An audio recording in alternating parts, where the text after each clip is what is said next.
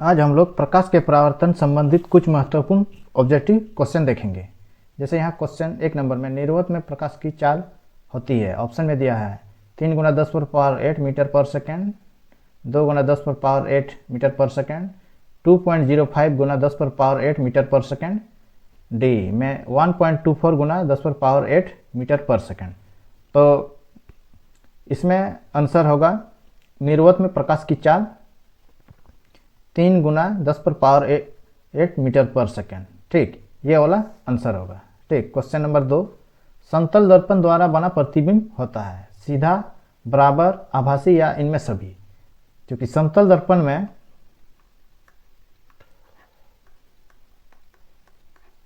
प्रतिबिंब सीधा भी होता है, बराबर भी होता है, आभासी भी होता है, इसीलिए आंसर डी, सभी, इनमें सभी।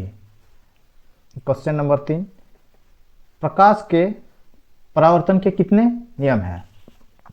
प्रकाश के परावर्तन के नियम ऑप्शन में दिया है 1, 2, 3, 4, तो ऑप्शन बी 2। ठीक है, प्रकाश के परावर्तन के कितने नियम होते हैं? 2 नियम होते हैं। ठीक, इसके कितने? 2 नियम होते हैं। एक में आपतित किरण और परावर्तित किरण तथा आपतन बिंदु पर डाला गया लंब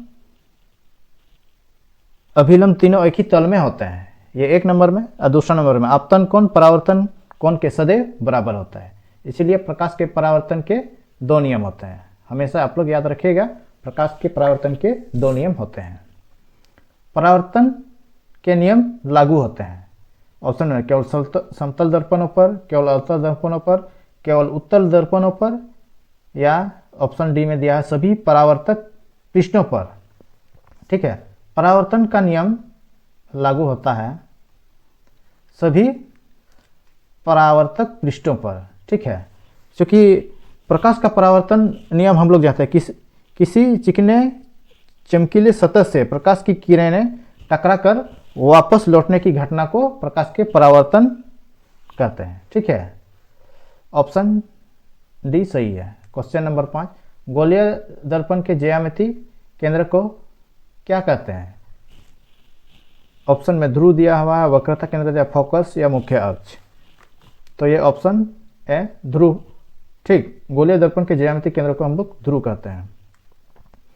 किसी गोलीय दर्पण की फोकस दूरी उसकी वक्रता त्रिज्या की क्या होती है? तो यहाँ ऑप्शन में आधी, 2 गुनी, 3 गुनी या चौथाई दिया हुआ।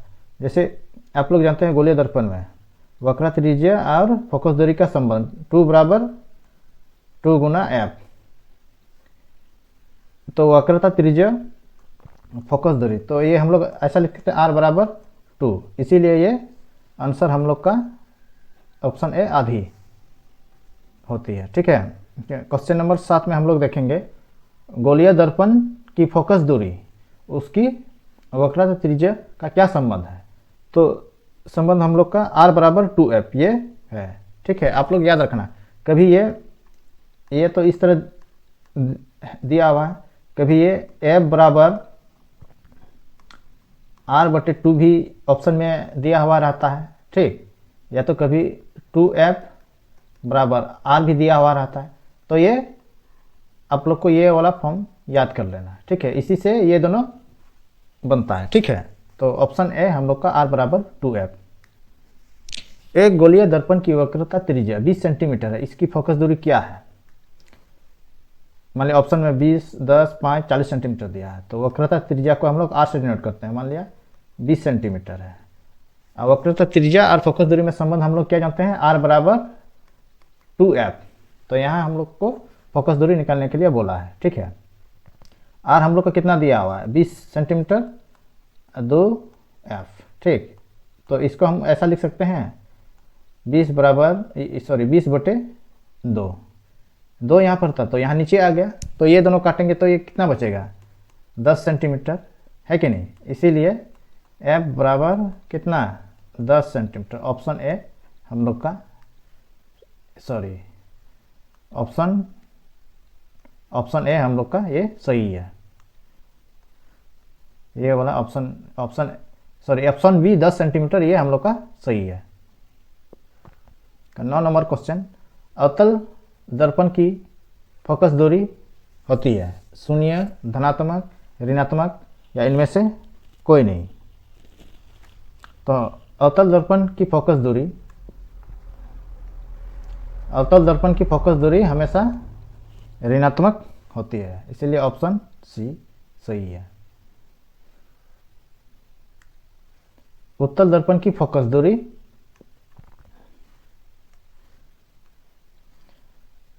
होती है, जैसे यहाँ दिया हुआ है, शून्य दिया हुआ है, धनात्मक दिया हुआ है, ऋणात्मक दिया है, इनमें से या इनमें कोई नहीं। तो उत्तल दर्पण की फोकस दूरी हमेशा धनात्मक होती है, ठीक है। तो ये अवतल दर्पण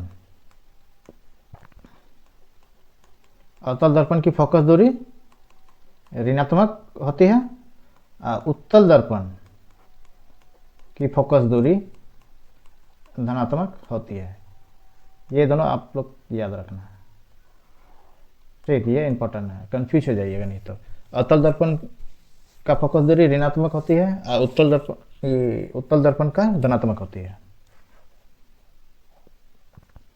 अब 11 नंबर, किसी दर्पण से वस्तु को कहीं भी रखने से वस्तु के बराबर आकार का सीधा प्रतिबिंब बनता है, तो दर्पण होगा उत्तल दर्पण, अवतल दर्पण, समतल दर्पण या समतल या उत्तल, ठीक। तो वस्तु के आकार का सीधा प्रतिबिंब मतलब जितना बड़ा वस्तु है